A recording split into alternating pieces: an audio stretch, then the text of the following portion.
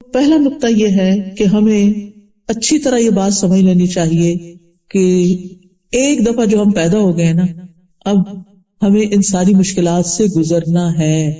آزمائشیں مسلسل آئیں گی، کبھی خوف کے ذریعے، کبھی بھوک کی، کبھی مال جان کی کمی، کبھی پھلوں کی کمی. لیکن کیا ہے؟ وَبَشِّرِ الصَّابِرِينَ، صبر کرنے والوں کو بشارت دے دو.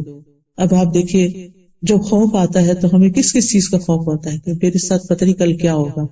کچھ لوگ تو اتنا ڈرتے ہیں کہ پتہ نہیں کل کیا ہوگا، صبح کیسی ہوگی، اگلے مہینے کیا ہوگا، کہیں جاب نہ چلی جائے، بچوں کو کچھ نہ ہو جائے، پتہ نہیں میں زندہ رہ سکوں گا کہ نہیں، کہ اپنے بچوں کی خوشیاں دیکھ سکوں، مستقبل میں میرے ساتھ میرا کاروبار کا کیا ہوگا، دنیا کی اکانومی کا کیا بنے گا، مہنگائیوں کا کیا ہوگا.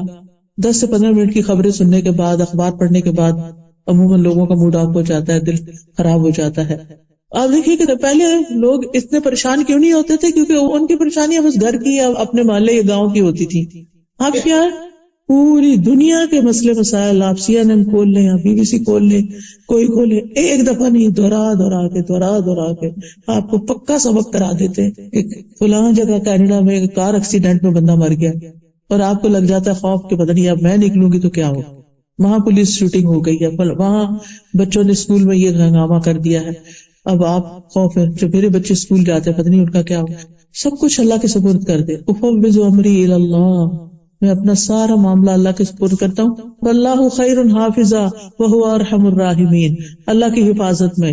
یوسف علیہ السلام کے ساتھ کون تھا؟ موسیٰ علیہ السلام کے ساتھ فرعون کے دربار میں کون تھا؟ موسیٰ علیہ السلام کے ساتھ مدین میں کون تھا؟ اکیلے گئے تھے، کس نے کھانا دیا، کس نے بیوی دی، کس نے گھر دیا، کس نے جاب دی، سب کچھ مل گیا. سب کچھ اللہ کرنے والا ہے. آج تک کبھی اس نے بھوکا رکھا ہم کو؟ نہیں، تو کل بھی انشاءاللہ دے گا وہ. پھر اسی طرح آپ دیکھیے کہ بعض لوگوں کو سٹاکس کے بارے میں ہر وقت جاننے کا بہت شوق ہوتا ہے. یہ سٹاکس اوپر جا رہے ہیں نیچے، اس کے ساتھ ان کا بلڈ پریشر اوپر نیچے جا رہا ہوتا ہے. اپنے آپ کو خواہ مخواہ کی مصیبت میں ڈالے ہوئے ہوتے ہیں، نہ لینا نہ دینا، نہ کچھ انویسٹ کرنا، نہ کچھ اس کا نتیجہ نکلنا. پھر اسی طرح آپ دیکھیے کہ بعض لوگوں کی بھوک کے ذریعے آزمائش ہوگی، بعض لوگوں کی مالوں اور جانوں کی کمی کی آزمائش ہوگی. کوئی رشتہ دار، والدین بچپن میں فوت ہو گئے، پھر بڑے ہو کے بچے فوت ہو گئے. کچھ لوگوں کی ایسی بڑی آزمائشیں ہوتی ہیں، پیارے چلے جاتے ہیں. لیکن یہاں پر آزمائش کو قبول کر کے راضی رہنے والوں کے لیے خوشخبریاں سنائے گی. بشر الصابرین.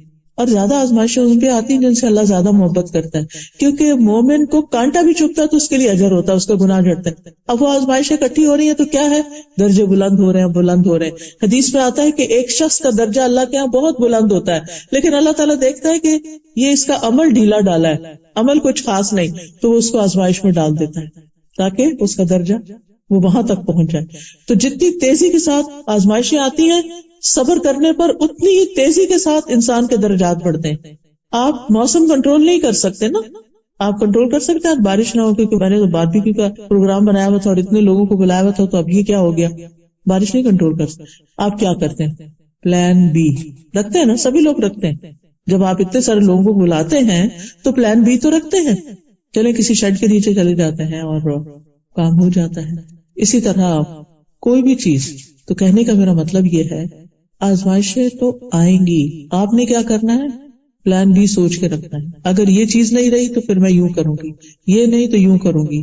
اور پھر صرف پلانس پر ہی توقع نہیں بلکہ اللہ پہ بھروسہ. اللہ اچھا کر دے گا، جیسا گمان رکھیں گے وہ ویسے ہی کرتا جائے گا. اور جس سے اللہ زیادہ محبت کرتا ہے اس کو زیادہ آزما لیتا ہے. اور پھر آپ دیکھیے کہ سلامتی کا گھر صرف جنت ہے، دار السلام اس کا نام ہے. اور ہم ہر نماز کے بعد کیا کرتے ہیں؟ اللہم انت السلام و منک السلام تبارک یا ذا الجلال والاکرام. سلام، سلامتی کہاں ہے؟ پھر مشکلات میں سلامتی کہاں ملے گی؟ اللہ کے پاس. اللہ السلام ہے. لہذا پیغمبر علیہ السلام جتنے بھی تھے، جب کچھ مشکل آتی تھی تو وہ کیا کرتے تھے؟ نماز کی طرف دوڑتے تھے. وہاں جا کے انسان کو سلامتی، سکون اور پیس مل جاتا ہے. پھر آپ دیکھیے کہ جنت کس سے گھری ہوئی ہے؟ آزمائشوں سے گھری ہوئی ہے. اس لیے اس کو اینٹیسپیٹ کریں کہ یہ تو ہوگا، لیکن میں نے کیا کرنا ہے؟ ان سے نبٹنے کے لیے خود کو مضبوط کرنا ہے. اگر ایک ڈھکن بھی کھولنا ہوتا ہے نا تو آپ کو کیا چاہیے ہوتی ہے؟ طاقت چاہیے ہوتی ہے. تو آپ اپنی کیپیسٹی بلڈ کرتے ہیں. جیسے فزیکل کاموں کے لیے آپ کیپیسٹی بلڈ کرتے ہیں، ایکسرسائز کر کے، بریدنگ ایکسرسائز کر کے، ڈائٹ کے ساتھ اور مختلف طریقوں سے اپنی طاقت بڑھاتے ہیں، اسی طرح اپنی روحانی طاقت بڑھائیے تاکہ آپ ان سارے مسائل سے نبٹ سکیں. آپ غموں کے آگے ہتھیار نہیں ڈال دیں، آپ پریشانیوں کے آگے ہار نہیں مان جائیں، آپ ان کا مقابلہ کریں اللہ کی مدد کے ساتھ، اللہ سبحانہ وتعالیٰ کی طرف رجوع کر کے. تکلیف سے آزاد صرف جنت والے ہی ہیں، جہنم والے تو ہیں ہی سراسر تکلیف میں. وہاں نہ کوئی بیماری ہوگی، وہاں موت نہیں ہوگی، بڑھاپا نہیں ہوگا، موٹاپا نہیں ہوگا، کوئی معاشی مسائل نہیں ہوں گے. بھوک کی وجہ سے نہیں کھائیں گے، انجوائے کرنے کے لیے کھائیں گے، صرف انجوائمنٹ کی چیزیں ہوں گی. جیسا آپ کا ٹیسٹ ویسے کھانا مل جائے گا آپ کو، اور کوئی رکاوٹ بھی نہیں. دنیا میں تو یہ ہوتا ہے نا کہ جب اچھا کھانا ہوتا ہے تو انسان کہتا ہے تھوڑا اور کھا لوں، لیکن غلطی کر کے کھا لیتا ہے تو مصیبت میں پڑ جاتا ہے، نہ کھائے تو حسرت میں رہتا ہے، تھوڑا اور مزہ کر لیتا. تو جنت جو ہے وہ انجوائے کرنے کی جگہ ہے. لہٰذا اس دنیا میں مشکل آئی، صبر کیا، تو صبر کا بدلہ کیا ہے؟ جنت ہے. وبشر الصابرین الذین اذا اصابتهم مصیبۃ قالوا انا للہ وانا الیہ راجعون. یہ چیز چلی گئی، ہم بھی اللہ کی طرف جانے والے ہیں، یہاں تھوڑی رہنا ہے. چلی گئی تو چلی گئی، کوئی بات نہیں. کوئی چھوڑ جاتا ہے، کوئی بے وفائی کر جاتا ہے، کوئی دھوکہ دے جاتا ہے، کچھ ٹوٹ جاتا ہے، کوئی جاب چلی جاتی، کچھ بھی. انا للہ وانا الیہ راجعون. یہ چیز چلی گئی، ہم نے بھی جانا ہے، تھوڑی دن ہے باقی، یہ بھی گزر جائیں گے. اب تک کی گزر گئی اور بھی گزر جائے گی. فکر کی ضرورت نہیں، پریشان نہیں ہونے کی ضرورت. اللہ نے اتنا کچھ اور بھی تو دے رکھا ہے، یہاں سے نہیں تو یہاں سے کام چلا لوں گی، اللہ دے گا. اور دوسری بات یہ کہ اس وقت اللہ سے اتنا اچھا گمان کیا کریں کہ اللہ تعالیٰ جس سے محبت کرتا ہے اس کو آزمائش میں ڈالتا ہے. یہ اللہ کی محبت کی نشانی ہے تو بڑی مشکل بات، لیکن ہے اس کی محبت کی نشانی. حدیث میں آتا ہے وَإِنَّ اللَّهَ إِذَا أَحَبَّ قَوْمًا ابْتَلَاهُمْ. اللہ تعالیٰ جب کسی بندے سے محبت کرتا ہے تو اس کو آزمائش میں ڈال دیتا ہے، اس کا امتحان لے لیتا ہے. تو اب پہلا کام یہ ہے کہ آزمائش تو آئے گی، اسے ایکسپٹ کر لینا ہے. کوئی فوت ہو گیا نا، ایکسپٹ کر لیں. ایک خاتون کا جوان بیٹا فوت ہو گیا، اچانک ہی فوت ہوا، اچھا بھلا ٹھیک ٹھاک تھا، کھانا کھایا اور کھانا شاید چوک ہو گیا اور وہ سانس کی نالی میں چلا گیا اور ختم ہو گیا بچہ. انا للہ و انا الیہ راجعون. ماں بہت ہی ڈپریشن میں تھی، تو مجھے کسی نے کہا آپ ان سے بات کریں. خیر میں نے فون پہ بات کی تو وہ ایک ہی بات بار بار دہرائی جا رہی تھی، میں اب اس کو کیسے دیکھوں گی، اب وہ میں اس کی چیزوں کا کیا کروں گی، میں اس کو کیسے بھولوں گی، میں اس کے بغیر کیسے زندہ رہوں گی، میرا اس کے بغیر یہ کام کیسے ہوگا، وہ میرا بہت خیال رکھتا ہے. بالکل صحیح ہے، ساری باتیں صحیح ہیں، لیکن اب اسے ایکسپٹ کرنا ہے نا. یہ تو ہو گیا، اب دیکھ نہیں پائیں گے. قیامت کے دن اللہ دکھا دے گا انشاءاللہ. اگر وہ نیک تھا اور آپ بھی نیکیاں کر رہے ہیں اس کے پیچھے، تو ملاقات دوبارہ ایسی ہوگی کہ کبھی جدائی نہیں ہوگی.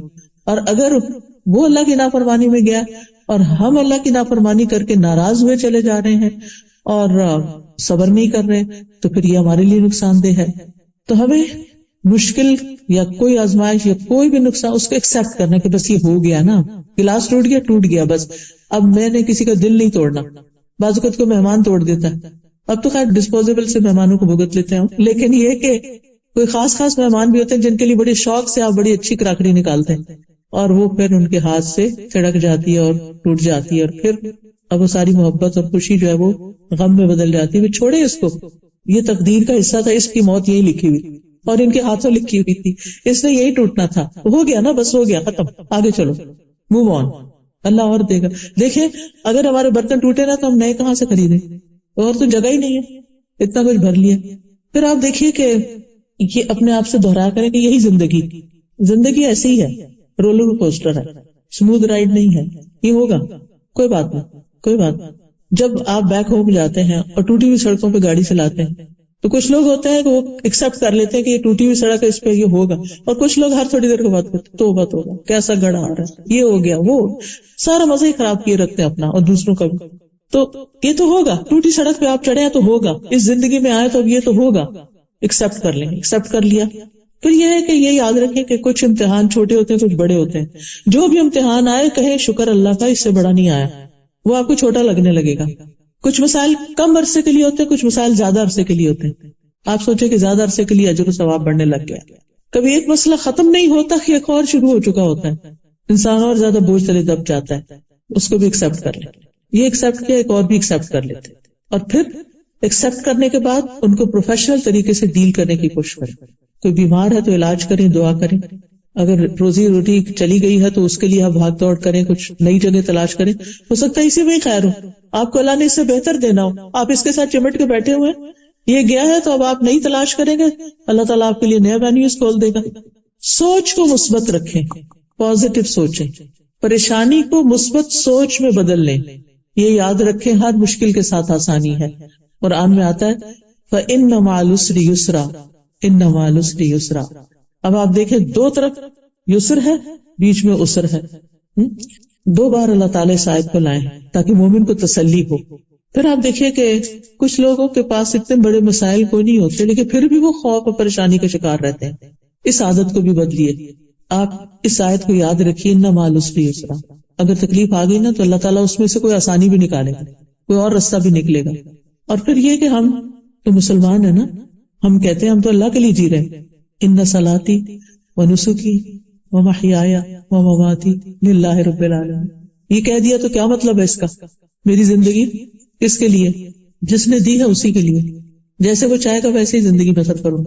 لہذا مجھے یہ دیکھنا ہے کہ میں کہاں کہاں اللہ تعالیٰ کو ناراض کر رہی ہوں, مجھے اپنے آپ کو درست کرنا ہے. تکلیف میں انسان اللہ کو زیادہ یاد کرتا ہے, دعائیں بھی زیادہ کرتا ہے, پھر اللہ سے مدد مانگے کہ اللہ تعالیٰ میری کوئی چیز آپ کو پسند نہیں, آپ اس کی اصلاح کر دیں. اور یہ دعا کثرت سے مانگا کریں, اللہم وفقنا لما تحب و ترضی. اللہ مجھے اس چیز کی توفیق دے دیں جس سے آپ محبت کرتے ہیں اور جس سے آپ راضی. مجھے وہ کام کرنے سکھا دیں, ان کاموں کو شوق لگا دیں کہ جن سے آپ راضی. کتنی خوبصورت دعا ہے, میری فیوریٹ دعا کہ اللہ وہ کام کروا لے جس سے آپ راضی ہو جائیں, جس سے آپ خوش ہو جائیں. کیونکہ الٹیمیٹ گول کیا ہے ہماری زندگی کا؟ کس کو خوش کرنا؟ اللہ کو. ہم کہتے تو ہیں لفظوں سے لیکن کرتے کس کو خوش؟ سارا وقت کس کی خوشی میں, کوئی پریشانی میں رہتے ہیں, لوگوں کو خوش کر. آپ دیکھیے کہ ہم اپنے سارے کاموں کا جائزہ لیں. مثال کے طور پر آپ دیکھیں کہ ہماری شادیاں ہوتی ہیں تو ہم لوگوں کو خوش کرنے کے لیے کیا کیا نہیں کرتے, اور خود اپنا حال خراب کر لیتے ہیں دوسروں کو خوش کر کر کے. لوگ پھر بھی خوش نہیں ہوتے. وہ ساری اچھی چیزیں پا کر, کیونکہ انسانی نیچر ہی ایسے, شیطان کے دباؤ میں ساری اچھی چیزیں پا کر جو چیز ذرا ٹھیک نہیں ہوگی اس کو پکڑ لیں گے. کیسا لگا کھانا, وہ جو فلاں چیز تھی نا, وہ سیلڈ کا فلاں پتا تھا, وہ فلاں ایسا, چھوٹی سی کوئی چیز اس میں سے نکال لیں گے. پھر یہ ہے کہ اللہ کو دوست بنا لیں. یوسف علیہ السلام کی زندگی بڑی آزمائشوں میں گزری تھی. اللہ نے ان کو بادشاہت بھی دے دی, ہر چیز ان کے کنٹرول میں دے دی, سب ان کے تابع ہو گئے, ہر چیز ان کے لیے مسخر ہو گئی. انہوں نے کیا مانگا؟ فاطر السماوات والارض انت ولی فی الدنیا والآخرہ. میرا سہارا یہ اس بادشاہت پہ نہیں, ان اختیارات پہ نہیں. انت ولی فی الدنیا والآخرہ, تو ہی میرا دوست ہے دنیا اور آخرت میں. توفنی مسلمن, مجھے اسلام کی حالت میں فوت کرنا. میری فکر یہ ہے, میرا غم یہ ہے. والحقنی بالصالحین, اور مجھے نیک لوگوں کے ساتھ ملانا, صالحین کے ساتھ, مرنے کے بعد بھی, دنیا میں بھی نیک لوگوں کے ساتھ اور موت کے بعد بھی نیک لوگ. کیونکہ نیک لوگ کسی کی غیبت نہیں کرتے. کسی کی نیکی کو پہچاننا نا, یہ نیک ہے یا نہیں, اس کی گفتگو پہ غور کیا کریں کہ یہ منفی باتیں کرتا ہے یا مثبت باتیں کرتا ہے. یعنی یہ لوگوں کی صرف برائیاں ہی چنتا رہتا ہے یا اس نے کبھی لوگوں کی تعریف بھی کی اور اچھی بات بھی کی ہے. نیک لوگ وہ ہوتے ہیں جو اپنے رویے سے, اپنے معاملے سے, اپنی باتوں سے دوسروں کو خوشی دیتے ہیں. وہ لوگ نیک نہیں ہوتے کہ اگر آپ ان کے پاس بیٹھے تو ڈپریشن میں اور پڑ کے اٹھیں کہ آپ کو مایوس ہی کر دیں. تو ایمان ہونے کے باوجود اگر ڈپریشن ہو رہا ہے تو یاد رکھیے کہ اللہ ایمان والوں کا دوست ہے, وہ انہیں اندھیروں سے نکال کر روشنی میں لاتا ہے. تو اللہ کو دوست بنا لیں. پھر اللہ کے ذکر میں خود کو مشغول رکھیں. ابن تیمیہ کہتے ہیں رحمہ اللہ, جو شخص خود کو اللہ کے ذکر میں مشغول نہیں کرتا اور اس کی زندگی میں ایسے لمحات آتے ہیں جب وہ مکمل خاموش ہوتا ہے اور وہ کچھ نہیں کرتا, تو شیطان اس کے اندر وسوسے ڈالنے شروع کر دیتے. جو لوگ ذکر کرتے رہتے ہیں شیطان ان سے بھاگتا ہے, اور جب آپ ذکر چھوڑ دیتے ہیں شیطان آپ کے دل پہ جم جاتا ہے. جب آپ چپ کر کے بیٹھے ہوتے تو ذہن کدھر چلا جاتا ہے, ادھر ادھر بھٹکنے لگتا ہے. تو مثبت سوچ کے لیے ذکر ضروری ہے. پھر اللہ کا تقوی اختیار کریں. اللہ کے تقوی کا مطلب یہ ہے کہ جو چیزیں اللہ تعالیٰ کو ناراض کرتی ہیں ان سے بچیں, گناہوں سے بچیں, اور جو اس کو پسند ہے کام وہ کریں. اس کا فائدہ کیا ہوگا؟ اس کا فائدہ یہ ہوگا کہ مشکل ترین حالات میں آپ کے لیے رستہ نکل آئے گا. سورۃ طلاق میں آتا ہے وَمَن يَتَّقِ اللَّهَ يَجْعَل لَّهُ مَخْرَجًا وَيَرْزُقْهُ مِنْ حَيْثُ لَا يَحْتَسِبُ. جو اللہ کا تقوی اختیار کرتا ہے اللہ تعالیٰ اس کے لیے مشکل سے نکلنے کا راستہ بنا دیتے ہیں، اور اس کو وہاں سے رزق دیتے ہیں جہاں سے وہ سوچ بھی نہیں سکتا، گمان میں بھی نہیں ہوتا، خیال میں بھی نہیں ہوتا۔ حضرت ہاجرہ کی مثال لے، ایک خاتون تھی، خاتون میرے اور آپ جیسے، ہم سے بہتر، لیکن خاتون تھی، خاتون ہونے میں ہم جیسے۔ ابراہیم علیہ السلام نے ان کو اور ان کے دودھ پیتے بچے کو کہاں چھوڑا تھا؟ اگر آج ہمارا شوہر ہمارے ساتھ ایسے کرے تو پھر ہم کیا کریں گے؟ سنگل پیرنٹس کی آپ نے حالت کبھی دیکھی ہوئی؟ حضرت ہاجرہ نے کیا کیا تھا؟ وہ جب حضرت ابراہیم ان کو چھوڑ کے جا رہے تھے، کہاں چھوڑ رہے تھے؟ مکہ کی وادی میں، جہاں کوئی انسان ہی نہیں تھا، کوئی گھر نہیں تھا، کوئی کچن نہیں تھا، کوئی فریج نہیں تھی، کوئی کھانے کی چیز نہیں تھی، کوئی مارکیٹ نہیں تھی، کوئی اللہ والا رہتا نہیں تھا وہاں کے آپ کو لا کے دے دے، کچھ بھی نہیں تھا، ہر چیز سے محرومی۔ وہ اپنے شوہر کے پیچھے جاتی، آپ مجھے کیوں یہاں چھوڑ کے جا رہے ہیں؟ وہ خاموش ہے، وہ آگے چلنے لگتے، پھر پیچھے نہیں مڑ کے دیکھتے، آپ کیوں چھوڑ کے جا رہے ہیں؟ پھر جواب نہیں آتا، پھر تیسری دفعہ پوچھتی ہیں تھوڑا اور آگے جا کے، آپ مجھے کہاں چھوڑ کے جا رہے ہیں؟ کیوں چھوڑ کے جا رہے ہیں؟ اللہ ہمارا کبھی حاضر، کیا اللہ نے آپ کو اس کا حکم دیا؟ حضرت ابراہیم نے سر ہلا دیا، ہاں۔ تو دیکھیے اس عورت کا ایمان، پھر اللہ ہمیں ہرگز ضائع نہیں کرے گا، پھر ہم یہاں بھوکے نہیں مریں گے، ہم پھر تنہا نہیں ہیں، پھر اللہ ہمارے ساتھ ہے۔ غار میں نبی صلی اللہ علیہ وسلم نے کیا کہا تھا حضرت ابوبکر کو؟ لا تحزن ان اللہ معنا، غم نہ کرو، اللہ ہمارے ساتھ ہے۔ ہر مشکل میں پڑے ہوئے انسان کو یہی سوچنا چاہیے، اللہ ہمارے ساتھ ہے، ہم تنہا نہیں ہیں، ہم اکیلے نہیں۔ اگر انسانوں نے چھوڑ دیا تو کیا ہوا، مال نے چھوڑ دیا تو کیا ہوا، اللہ ہمارے ساتھ ہے۔ تو اللہ کا تقویٰ، اللہ کی یاد۔ اور حاجر علیہ السلام نے کبھی اس کو گمان بھی کیا ہوگا کہ اس کا حل زمزم ہوگا؟ آج تک ہم زمزم کو ترستے ہیں، کہیں سے مل جائے تو اس کو سنبھال کر رکھتے ہیں، اس کا ایک ایک قطرہ ہم سنبھالتے ہیں کہ اس کو ضائع نہیں ہونے دینا۔ تو کیا تھا؟ ان مع العسر یسرا، وہ کس طرح بھاگ دوڑ کر رہی تھی وہاں پر۔ ہم اب جاتے ہیں تو ہم کہتے ہیں چلا نہیں جاتا، اتنی مشکل میں آ جاتے ہیں ہم جب صحیح کرتے ہیں پیدل۔ تو وہاں تو چھت بھی نہیں تھی، اے سی بھی نہیں تھا، کچھ بھی نہیں تھا، کوئی لوگ بھی نہیں آس پاس تھے۔ لوگوں کی موجودگی میں کام کرنا آسان ہو جاتا ہے بعض اوقات، اور سارے چلے جا رہے ہیں، کہتے ہیں یہ بھی تو چل رہے ہیں، وہ دیکھے کس طرح لگڑا کے چل رہا، میں بھی چلوں گی، چلنے کی ہمت آ جاتی، انسان دوسروں سے انسپائر ہو کے چلتا ہے۔ لیکن حضرت ہاجرہ رضی اللہ تعالی عنہا، سبحان اللہ، کوئی بھی تو نہیں تھا، اور شوہر نے بتایا بھی نہیں میں کب آؤں گا واپس، اور آؤں گا بھی کہ نہیں آؤں گا۔ کیا دل ہوگا، کیسا یقین ہوگا، کیسا توکل ہوگا کہ وہ اس وقت پریشان نہیں ہوتی بلکہ بچے کی فکر کرتی ہیں۔ وہ پہلے تو دودھ پلاتی رہی، پانی تھا پیتی رہی، کام چلتا رہا، جب سب کچھ ختم ہو گیا تو پھر بچہ رونا شروع ہو گیا۔ بہرحال اور کیا کرنا ہے، پریشانی، دکھ، غم، تکلیف، مایوسی میں اپنے گناہوں کا اعتراف کرنا ہے، یہ مشکلات سے نکلنے کا راستہ ہے۔ یونس علیہ السلام نے مچھلی کے پیٹ میں کیا پڑھا تھا؟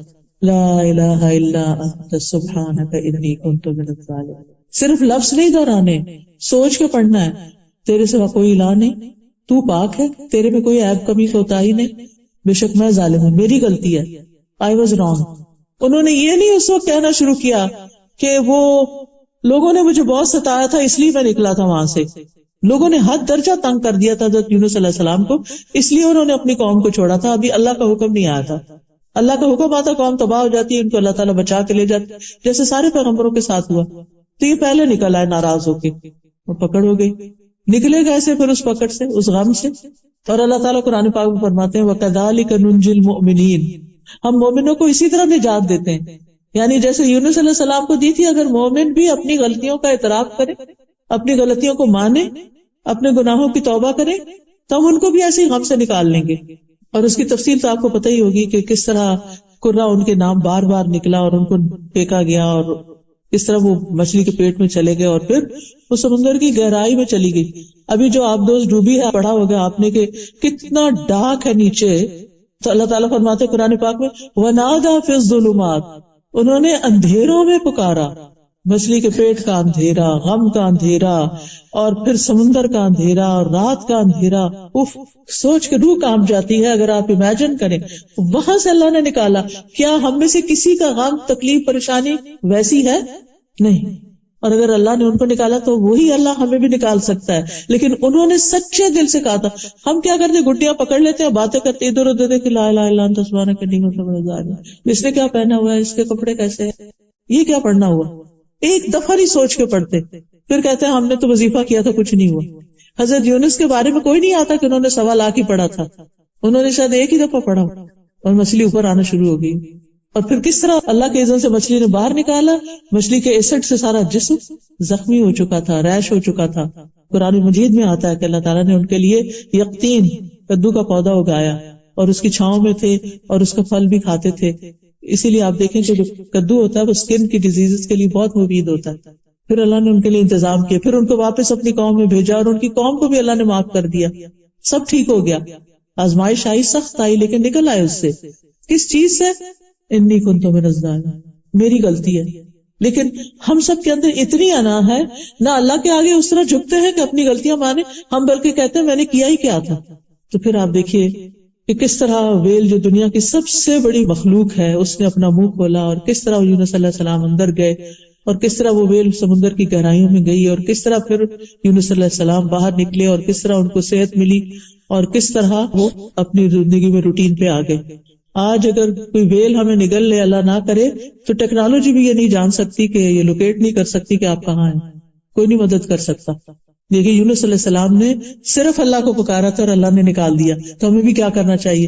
صرف سہارے نہیں ڈھونڈنے چاہیے، یہ مدد کرے گا وہ کرے گا، اور وہ نہیں کرتے تو اور فرسٹریشن. پھر اللہ ہے نا، جب کوئی دکھ ہو آپ اکیلا محسوس کریں کہ اللہ ہے نا، میں اکیلی تھوڑی بیٹھی ہوں، اللہ ہے نا میرے ساتھ. بچے چلے گئے کوئی بات نہیں، اللہ ہے نا. شوہر چلے گئے دنیا سے کوئی بات نہیں، اللہ ہے نا. میرے لیے اللہ کافی ہے، حسبی اللہ و نعم الوکیل.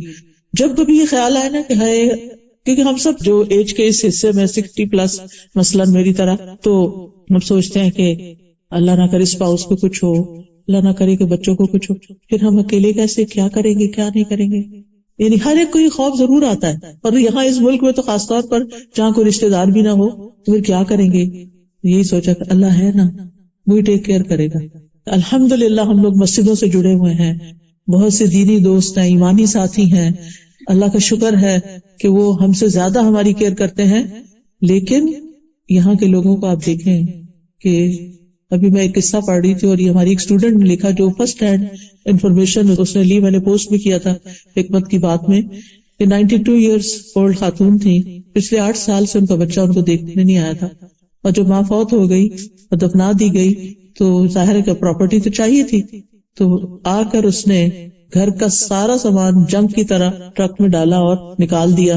ماں کی کیسی کیسی میموریز تھیں، تصویریں تھیں، چیزیں تھیں جو سنبھال کے اس نے رکھی ہوئی تھی، وہ بچے کو ان میں سے ایک بھی نہیں چاہیے تھی.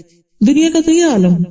تو اس طرح کے کتنے ہی لوگ ہوں گے جو گھروں میں، اور مجھے پرسنلی میں 2014 میں انگلینڈ میں گئی تھی، تو وہاں پر ہماری کچھ ساتھی تھی، تو وہ سوشل ورکر تھی، تو انہوں نے بتایا کہ کس طرح وہ مختلف بوڑھے لوگوں کو دیکھتے ہیں، گھر میں کوئی نہیں ہوتا، شام کے وقت ان کا پیمپر چینج کر کے آتے ہیں، ان کو بیڈ میں ڈال کے ٹک ان کر کے آتے ہیں، اور پھر وہ کہتے ہیں کیوں جا رہی ہوں، ابھی سے جا رہی ہوں، رات کا اندھیرا اور وہ تنہا. کتنے ہی ایسے لوگ ہیں جو بزرگ ہیں اور گھروں میں تنہا ہیں یا پھر ہومز میں ہیں. تو الحمدللہ اللہ نے ہمیں ایمان دیا، اللہ نے ہمارے بچوں کو اچھی سوچ دی کہ جو والدین کی کیئر کرتے ہیں، اور اگر اپنی کسی مجبوری کی وجہ سے وہ نہیں بھی کر سکتے تو سب سے بڑا سہارا تو اللہ ہی کا ہے. بچوں کو سہارا نہ سمجھیں، مال کو سہارا نہ سمجھیں، اپنے سٹیٹس کو سہارا نہ سمجھیں، اللہ کو سہارا بنائیں، اس پہ توکل کریں. جب کوئی خوف کے خیال آئے افوض امری الی اللہ، میں اپنا معاملہ اللہ کے سپرد کرتی ہوں، اللہ ہی سنبھالے گا. اور اپنی غلطیوں کا ذکر. اور پھر آپ دیکھیے کہ مشکلات آتی ہیں ہمیں اللہ سے قریب کرنے کے لیے، اللہ سے قریب کرنے کے لیے. اور اگر کوئی مشکلات کے باوجود اللہ سے قریب نہیں ہوتا تو وہ دنیا کا بدبخت ترین انسان، اس نے کچھ سیکھا ہی نہیں. کسی وقت کوئی بھی چوٹ ہمیں لگتی ہے تو ہمیں فوراً اللہ کو یاد کرنا چاہیے، فوراً قرآن کی طرف لوٹنا چاہیے. بازو کا تو اور کوئی نہیں، وہ جو ہمارا ہڈن دشمن ہے نا، شیطان. اور ایک تو اندر دشمن بیٹھا ہوا نفس، اس کے کچھ تقاضے ہوتے ہیں، جب وہ پورے نہیں ہوتے تو وہ اداس ہو جاتا ہے، اور کچھ شیطان کے وسوسے ہوتے ہیں. فوراً قرآن کی طرف جائیں، تلاوت شروع کر دیں، کوئی قرآن کی تفسیر شروع کر دیں، قرآن کی کسی مجلس میں چلے جائیں، مسجد میں چلے جائیں، جا کے بیٹھ جائیں، اللہ کا ذکر کریں. آپ کا دل اچھا ہو جائے گا. مشکل وہی کھڑی ہے، آپ کا دل اچھا ہو جائے گا. آپ کو تو اس سے غرض ہے نا کہ آپ کا دل اچھا ہو جائے. مشکلیں تو جب جانا ہے تو جائے گی. Take good care of your self, اپنا خیال رکھیے، اپنے اوپر فوکس کیجئے کہ مجھے کون سی چیز طاقت دیتی ہے. فزیکلی ویک کر رہی ہوں تو کیا کرنا ہے مجھے، اسپرچولی ویک ہو رہی ہوں تو کیا کرنا ہے، ایموشنلی ویکنس کا شکار ہوں تو کیا کرنا ہے، مجھے اس وقت کیا کرنا ہے. اور جو نسخے آپ کو کام آتے ہیں نا وہ لکھ لیا کریں. اور اس وقت انہی کو استعمال کریں. پھر ایک ہیبٹ اپنی بنائیں کہ اپنی زندگی میں ایسی بکس پڑھیں جس میں انبیاء اور صحابہ کے حالات ہوں کہ وہ کیسی کیسی مشکلات سے گزرے. سب سے زیادہ آزمائش پیغمبروں کی ہوئی ہے، صحابہ کرام کی ہوئی ہے، لہٰذا ان کے واقعات سے سبق لیں. ابراہیم علیہ السلام کی کوئی مشکل آئی تھی؟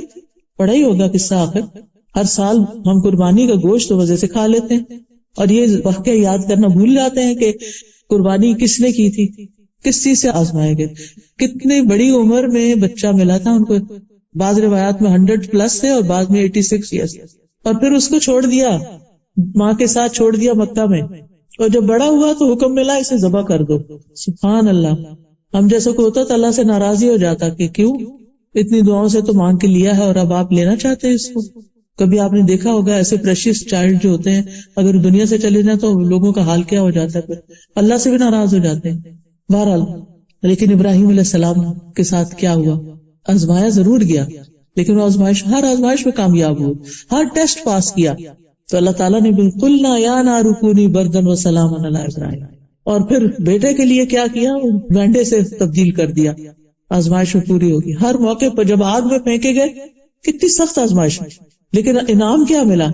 اللہ تعالیٰ فرماتے وَإِذِ ابْتَلَىٰ إِبْرَاهِيمَ رَبُّهُ بِكَلِمَاتٍ فَأَتَمَّهُنَّ قَالَ إِنِّي جَاعِلُكَ لِلنَّاسِ إِمَامًا. دنیا کی امامت مل گئی. آج جیوز ہوں، کرسچنز ہوں، مسلمز ہوں، سب ان کو اپنا بڑا مانتے ہیں. ان کی اولاد میں سے بنی اسرائیل نکلی، ان کی اولاد میں سے محمد صلی اللہ علیہ وسلم پیدا ہوئے. اتنا شاندار بچہ ملا ان کو اپنی نسل میں، اور کیا چاہیے؟ اس سے بڑی کوئی نعمت؟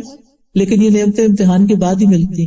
جو امتحان سے مایوس ہو جاتا ہے اور امتحان کے وقت ثابت قدم نہیں رہتا، پھر اس کے لیے خیر نہیں. اور جو پاس کر جاتا ہے پھر وہ آگے، جو بچے امتحان پہ امتحان پاس کر جاتے ہیں آپ دیکھیے کہ پھر ان کے لیے کتنے اچھے چانسز آگے بنتے چلے جاتے ہیں.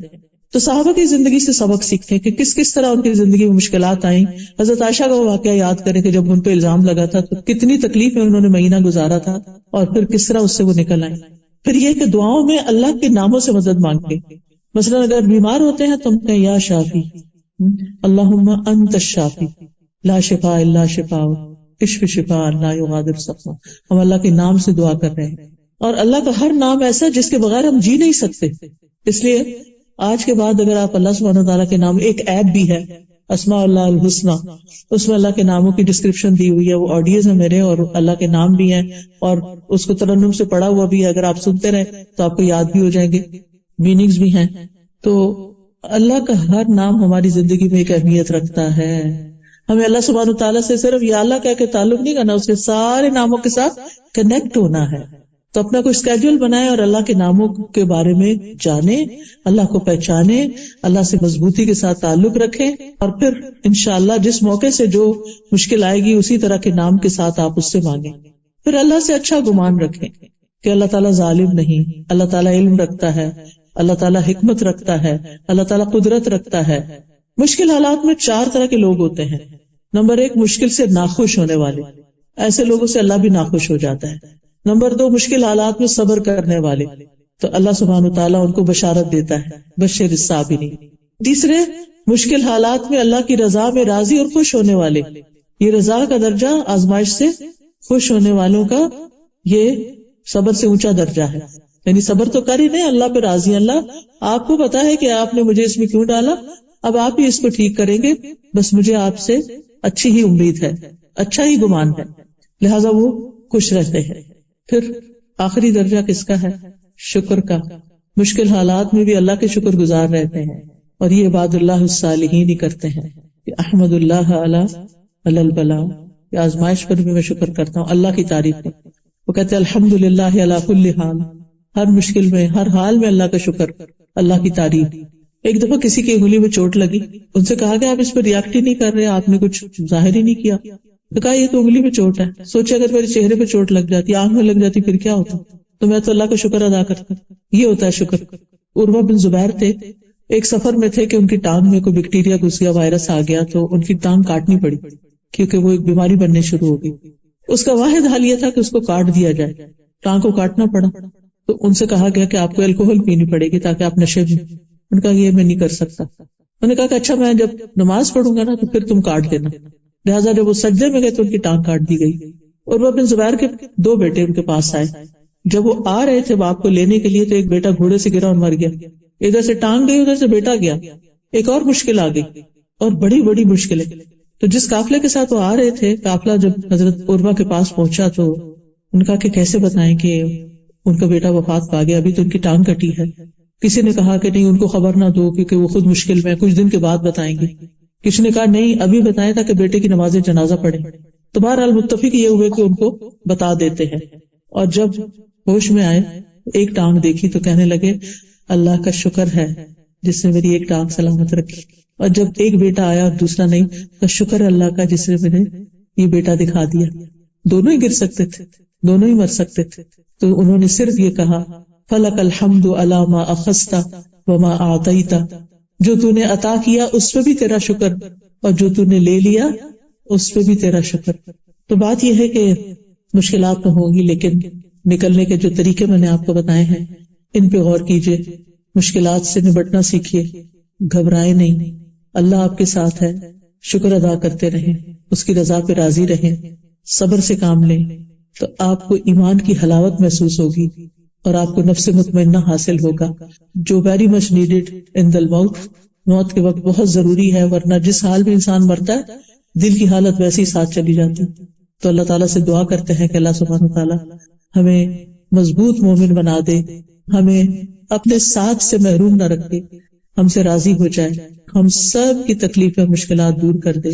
جتنی بہنیں آئی ہیں یہاں اللہ تعالیٰ ان سب کے غم دکھ پریشانیاں اور جو بھی ان کی زندگی میں مشکل چل رہی ہے اللہ تعالیٰ اس کو آسان کر دے, اور اللہ تعالیٰ ہمارے لیے موت کا مرحلہ آسان فرمائے, اللہ تعالیٰ ہمارے لیے قبر کا مرحلہ آسان فرمائے, اللہ تعالیٰ ہمارے لیے حشر کا دن آسان فرمائے. اللہ سبحانہ تعالیٰ ہمیں اپنا دیدار نصیب کرے, اللہ سبحانہ تعالیٰ ہمارے بچوں کو ہدایت اور ایمان پر رکھے, اللہ سبحانہ تعالیٰ ان کے لیے ہر طرح کی آسانیاں فرمائے, کبھی بھی ہمارے منہ سے کوئی ناشکری کی بات نہ نکلے, ہم اس کی رضا پہ راضی رہیں اور جو کچھ اس نے ہمیں دیا ہے اس پہ شکر ادا کرتے رہیں, اور جو چیزیں ہماری زندگی سے چلی گئی ہیں ہم ان پر اللہ سبحانہ تعالیٰ سے راضی رہیں. وآخر دعوانا ان الحمدللہ رب العالمین. جن لوگوں نے اس مجلس کا اہتمام کیا ہے, یہ کرسیاں لگائی ہیں, والنٹیئر کیا ہے, اور جتنی بھی ٹیم ہے شروع سے آخر تک جس طرح بھی آپ کو جس نے میسج پہنچایا ہے, اللہ ان سب کو جزائے خیر عطا کرے اور ان کی اس نیکی کو قبول کرے, اور اللہ کرے کہ آج کے لیکچر سے ہماری زندگی میں واقعی کچھ فرق آئے. تو جو کی پوائنٹس ہے گھر جا کے کہیں کاغذ پر لکھ لیجئے گا, جو باتیں آپ کو یاد رہیں, تاکہ کوئی مشکل ہے تو آپ اس کو پڑھ لیں اور پھر آپ کا دل اچھا ہو جائے. میرا خیال اسٹال بھی لگا ہوا ہے, اس میں کچھ کتابیں ہیں, آپ اپنے لیے اور اپنے دوستوں کے لیے لے کے جائیے. اس میں ایک استغفار کی برکت کتاب ہے, استغفار سے بھی مشکلات بہت حل ہوتی ہیں. تو اگر آپ کی گرمی کتاب اور مشکل میں ہے تو انشاءاللہ پڑھیں گے تو آپ کے لیے آسانی ہوگی. پھر شکر بھی کرنا ہے تو شکر کے فائدے کیا کیا ہیں, یہ کتاب بھی بہت اچھی, ایک ایک صفحہ بھی روز پڑھ لیں تو چند دن ایک مہینے میں کتاب ختم ہو جائے گی, اور اس سے آپ کو ایک ڈوز ملے گی, آپ کو ایک انرجی ملے گی. پھر زبان کی حفاظت, زبان سے کسی تکلیف میں کوئی برے لفظ نہیں نکالنے کی, کہ ہر چیز لکھی جا رہی ہے, تو بی کانشیس. تو اس میں ساری احادیث جمع کر دی گئی ہیں, خود بھی پڑھیے اوروں کو بھی سکھائیے. پھر زندگی میں آسانی کی دعائیں ہیں اس کارڈ کے اندر, یہ دعائیں پڑھتے رہیے. رزق کی پریشانی ہے تو رزق میں کشادگی کی دعائیں ہیں, یہ آپ پڑھیے. پھر اللہ کا شکر ادا کرنا ہے تو الحمدللہ پڑھیے. قرضے کے تلے ہیں تو یہ قرضے سے نجات کی دعائیں ہیں, تاکہ آپ اس بوجھ سے فارغ ہوں اور آپ کے گھر جلدی پیڈ آف ہو جائیں.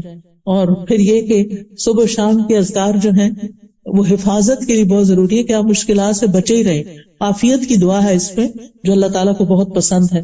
پھر تسبیح کرتے رہیں, جس کو دشمن کا ڈر ہو, اندھیرے سے ڈر لگے, اس کو تسبیح پڑھنی چاہیے, اس میں آپ کو فائدے ملیں گے. جب یہ فائدے آپ پڑھیں گے تو آپ کے لیے تسبیح کرنا آسان ہو جائے گا. اسی طرح یہ بھی حفاظت کی دعاؤں کا ایک کارڈ ہے. اور ایاک نستعین میں مختلف چیزوں کے شر سے بچنے کی دعائیں ہیں, یہ تو ہر گھر کی کتاب ہے. اور پھر حدیثوں کی یہ کتابیں ہیں جو آپ اپنے بچوں کے ساتھ شیئر کر سکتے ہیں. اگر آپ کی ٹیچر ہیں, کسی اسلامی اسکول میں ہیں, تو یہ آپ کے لیے ایک اچھا ریسورس ہے.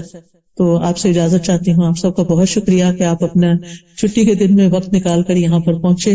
اللہ تعالیٰ آپ سے راضی ہو اور اللہ تعالیٰ اس کو قبول کر لے. بارک اللہ فیکم. السلام علیکم ورحمۃ اللہ وبرکاتہ.